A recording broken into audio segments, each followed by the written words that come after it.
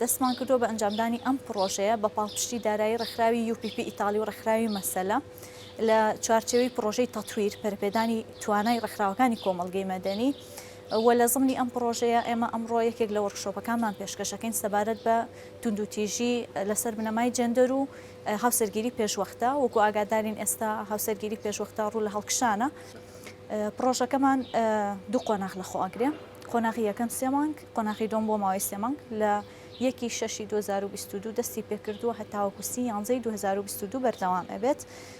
قۆناغی یەکەم تایبەتە بە بەرزکردنەوەی ئاستی وشیاری سەبارەت بە مافەکانی ژنان و کچان و هەروەها لە زمانی ئەم پرۆژەی ئەمە پاڵپشتی دارایی بۆ 6 ژن ئەڕەخسێنین دەرفەتی ئەوان بۆ ڕەخسێنین کە بتوانن پرۆژەی تایبەت بە خۆیاندا بمەزرێنن و نزیکەی 20 ژن ڕاهێنان وەرئەگرێت لەسەر شێوازی دەست پێکردنی پرۆژەی تاکە کەسی. لە ناو ئەو 20 کەسە ئێمە 6 کەس هەڵەبژێرین و ئەیانکەینە خاوەن داهاتی سەربەخۆی خۆیان و لە غەیری ئەوە ئێمە 3 مانگی دووهەم تایبەتە بە بەرزکردنەوەی ئاستی وشیاری سەبارەت بە تەمەنی هەرزەکار و ئەو هەرزەکارانی کە ڕوبەڕووی ئیستیغلالکردن بوونەتەوە. ئێمە پرۆژەکەمان بەم جۆرە ئەبێت و هیوادارین زۆرترین کەس سوودمەند بێ لەم پرۆژەیە.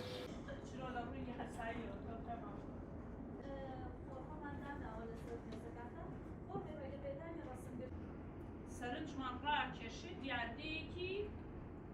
ئەوەیە یعنی زۆر شاراوە و نادیار نییە لە لای هیچ کەسێک.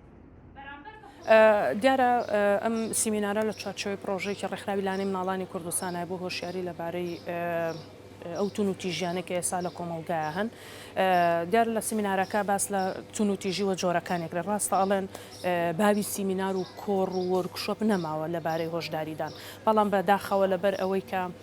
لەگەڵ بەرەو پێشچوونی کۆمەڵگا جۆری تونوتیژەکانیش گۆڕانکاری بەسەرایەوەکو چۆن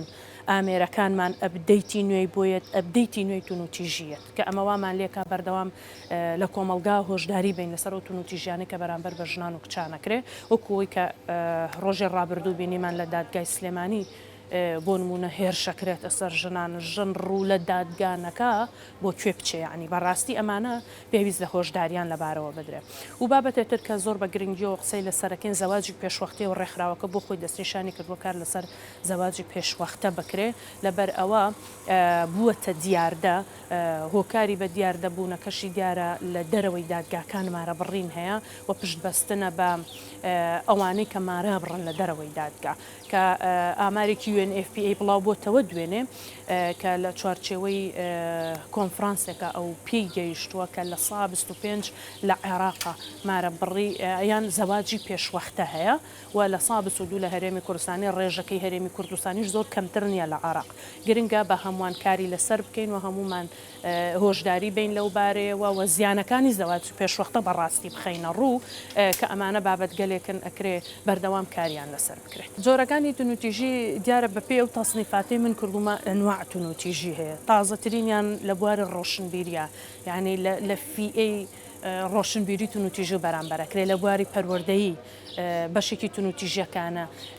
بەشێکی تری تونوتیژیەکان سۆشیال میدیایە بەڕاستی ئێستا زۆرترین تونوتیژیەکان لە ڕووی سۆشیال میدیان یەکێتر لەو تونوتیژیانە سەروەرنەبوونی یاسایە گەورەترین تونوتیژی کە بەرامبەر بە ژنانەکرێ من لەم چوارچێوەیە ئەیبینم کە خەتەرترینیانە لەبەرەوە